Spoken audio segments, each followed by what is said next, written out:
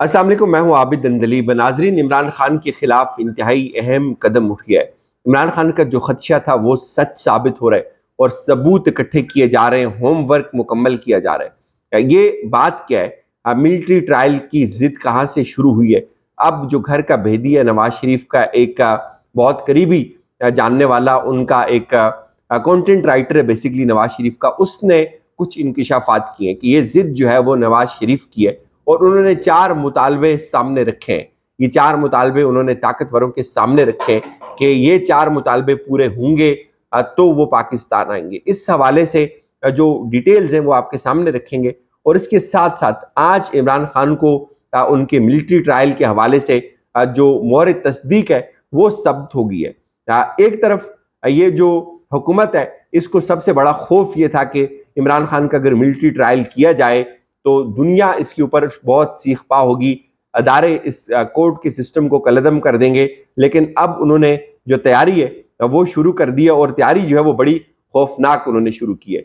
आज जो वफाकी वजीर कानून आजम नज़ीर तारड़, उन्होंने ये कहा, जैसे आपने देखा कि अमेरिका की तरफ से एक बयान जारी हुआ कि हम इस चीज़ को मॉनिटर कर रहे हैं, जो सिविलियन है उनके हकूक को मॉनिटर कर रहे हैं। फौजी अदालतों के ऊपर जो इससे पहले बहुत कुछ लिखा गया कि शायद इन अदालतों के अंदर ट्रायल का एक फेयर राइट नहीं मिलता, इनको सिविल कोर्ट्स के अंदर चैलेंज नहीं किया जा सकता, तो एक खदशात जो है वो जन्म लेने लगे। तो उसके बाद रिस्पॉन्ड किया है आजम नज़ीर तारड़ ने।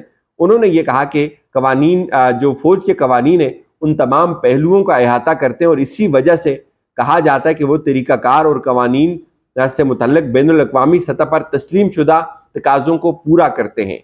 उनसे पूछा गया कि क्या फौजी कवानीन के तहत ख़वातीन के ट्रायल के हवाले से कोई खुसूसी तहफ़्फ़ुज़ात पर गौर किया जा रहा है। इस पर वफाकी वज़ीर कानून ने जवाब दिया, फौजी कवानीन के तहत मुकदमात के मामलात का फैसला कानून के मुताबिक किया जाएगा। ये वफाकी हुकूमत या किसी इदारे का इंतखाब नहीं है। आगे चल के मैं आपको बताता हूँ कि ये बात चली कहाँ से है और किस तरह से इमरान खान को अब ये ट्रैप किया जा रहा है। ये इस हुकूमत की नाअहली का एक बहुत बड़ा सबूत है कि उनके पास इमरान खान को काउंटर करने के लिए अब कोई भी और तरीका नहीं बचा, कोई और केस नहीं है सिवाय इस केस के। फिर उनसे पूछा गया कि किसी खातून का केस फौजी अदालत में, उन्होंने कहा जी कि अभी तक हमने खातून का केस फौजी अदालत के अंदर नहीं भेजा।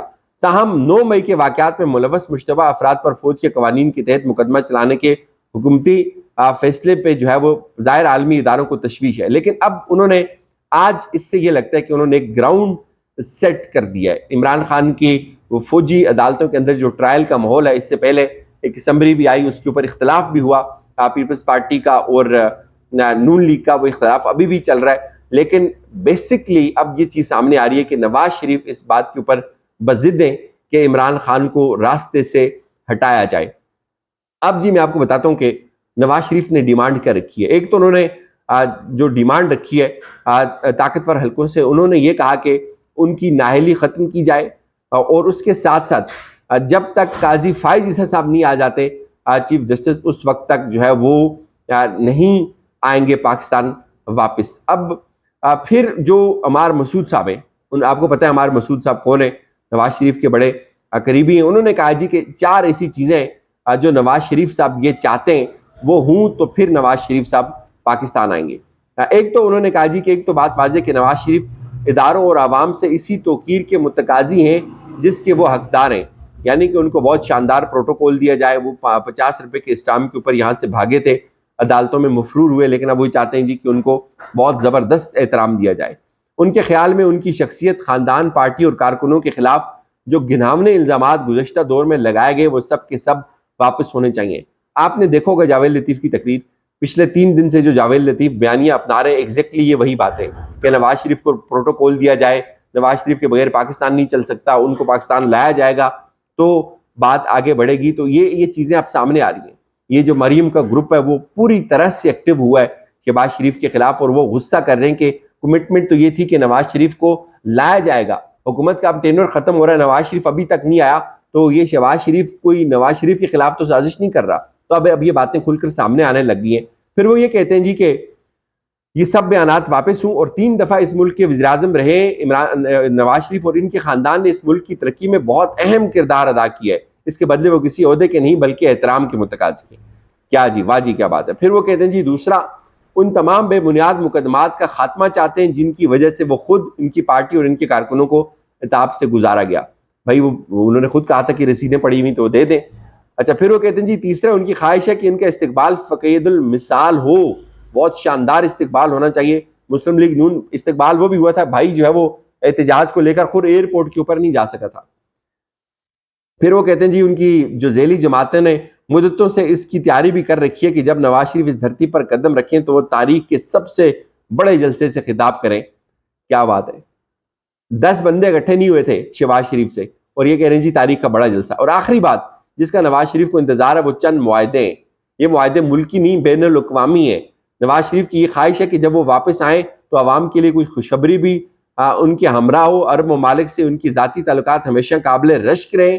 چین کی قیادت بھی انہیں احترام کی نگاہ سے دیکھتی ہے. نواز شریف کی خواہش ہے جب وہ پاکستان آئیں تو کوئی ایسا معاہدہ ان کے ہمراہ ہو جس سے پاکستان کے جو مسائل ہیں وہ دور ہو جائیں. بہت سے لوگ ان باتوں سے شاید اتفاق نہ کریں. ان کا خیال ہو کہ نواز شریف اب اس ملک کی سیاست میں باثر نہیں رہے. اس کا جواب چاہتے ہیں تو ملکی سیاست منظر نامے پر نگاہ ڈالیں. اب تک ہوا وہی جو نواز شریف نے چاہا. اگر اس بات کا یقین نہ آئے تو ایک دفعہ نواز شریف کی گجرانوالہ والے جلسے کی تقریر جو ہے وہ دوبارہ سن لیں. اس میں تو کوئی شک نہیں ہے کہ جو نواز شریف نے چاہا ہے اب تک وہی ہوا ہے. لیکن اب ناظرین ایک بات سامنے آئی، یہ ساری باتیں آپ نے سنی، یہ نواز شریف کی ڈیمانڈز ہیں. اس میں کوئی دوسری رائے نہیں ہے کہ نواز شریف یہی چاہتا ہے اور اس کا انہوں نے ماحول بنانا شروع کر دیا. جیسے جیسے حکومت کے دن قریب آ رہے ہیں یہ ماحول بنانا شروع کر رہے ہیں. مریم کو پریشانی بڑھ رہی ہے اور آپ دیکھیں کہ مریم کا جو ٹویٹر ہینڈل ہے وہ خاموش ہے. وہ کیوں خاموش ہے؟ آپ نے اس کے اوپر غور کیا؟ آصف زرداری صاحب دبئی ہیں. یہ باتیں حکومت ڈسکلوز نہیں کر رہی ہے، ان کو سمجھ آ گئی ہے. اور آج ایک خبر کی ڈاکٹر مالک صاحب نے بھی تصدیق کی ہے کہ جو ہم نے آپ کو کل بتایا تھا کہ جو لڑائی ہے بنیادی طور پہ جب پیپلز پارٹی نے یہ کہا کہ چیئرمین نادرا کو فارغ نہ کرو کیونکہ ان کے تعلقات پیپلز پارٹی کے ساتھ تھے، تو انہوں نے جو ہے وہ ضد لگائی اور ان کے اوپر دباؤ ڈالتے رہے اور وہ بیچارہ عہدہ چھوڑ کے چلا گیا.